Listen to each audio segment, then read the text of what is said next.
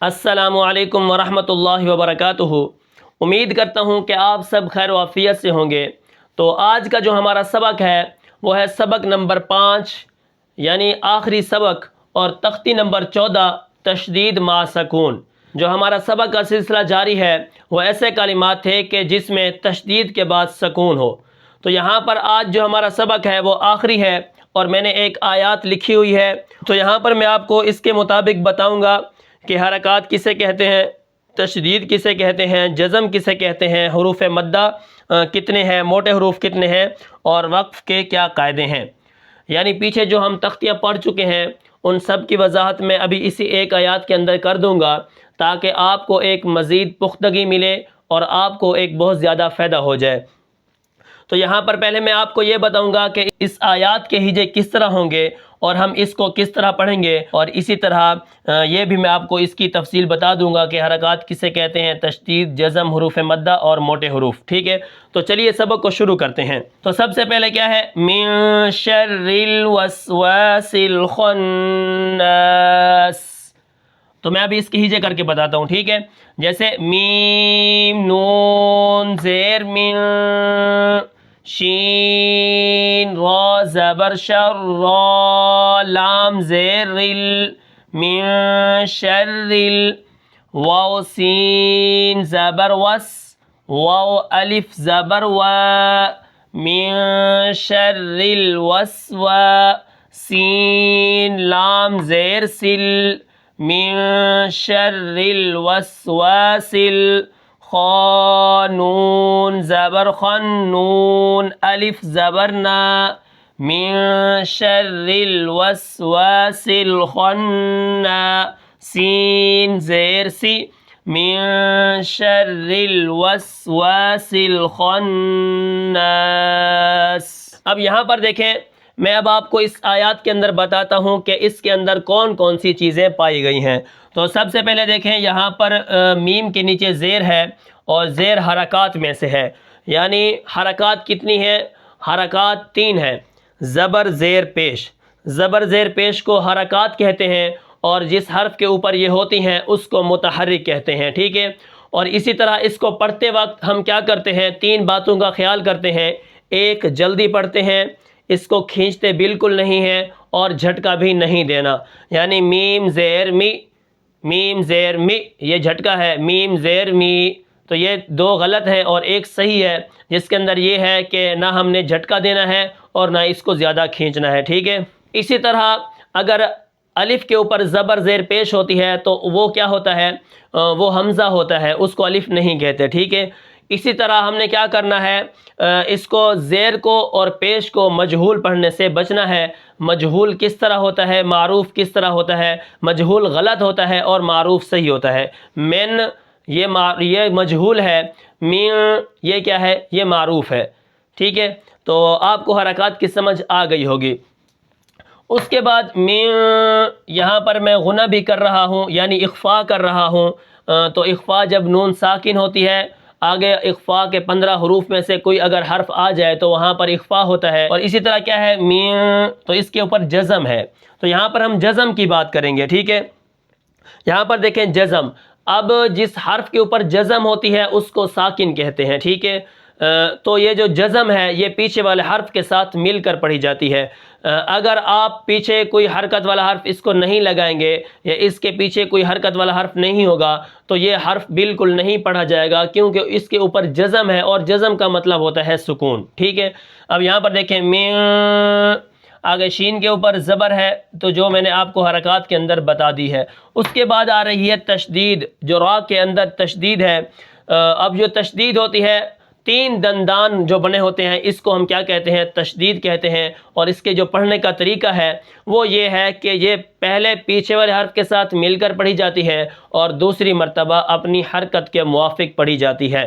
جیسے شین را زبر، شین را زبر شر را، پھر را کو ہم کیا کریں گے، لام کے ساتھ ملا کر پڑھیں گے، کیونکہ لام کے اوپر جزم ہے تو جزم بھی پیچھے والے حرف کے ساتھ مل کر پڑھی جاتی ہے۔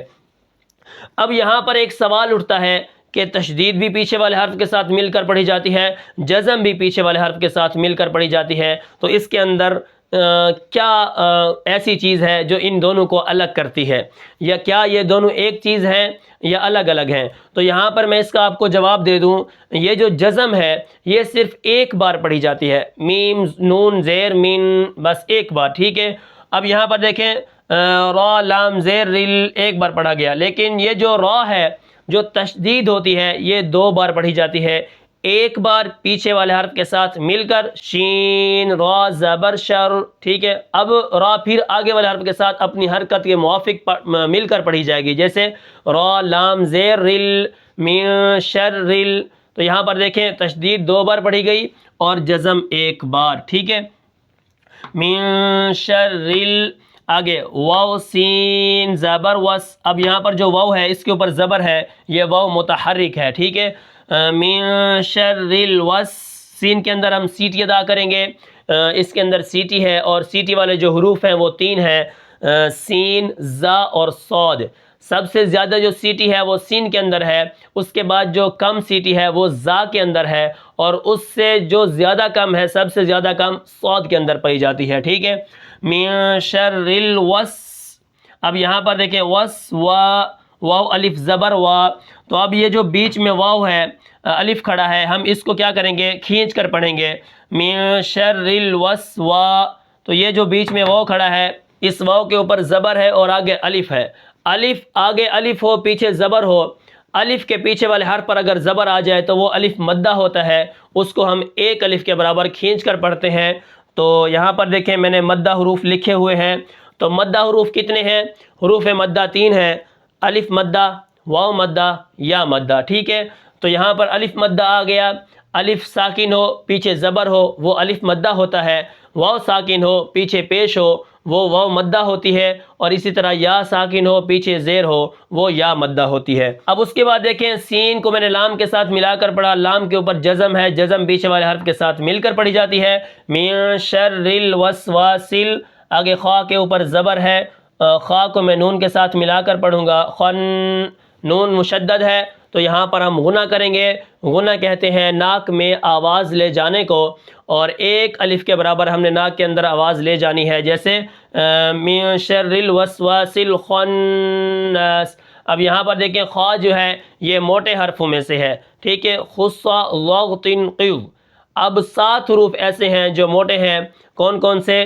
خصا، خا، صاد، یہ 2 ہو گئے، ضغط، ضاد، غین اور طا، قاف اور ظا، یہ 7 حروف ایسے ہیں جو موٹے ہوتے ہیں ہر حالت میں، ٹھیک ہے۔ اس میں سے اب ان میں سے یہاں پر خا آ گیا تو ہم خا کو کیا کریں گے، موٹا کر کے پڑھیں گے۔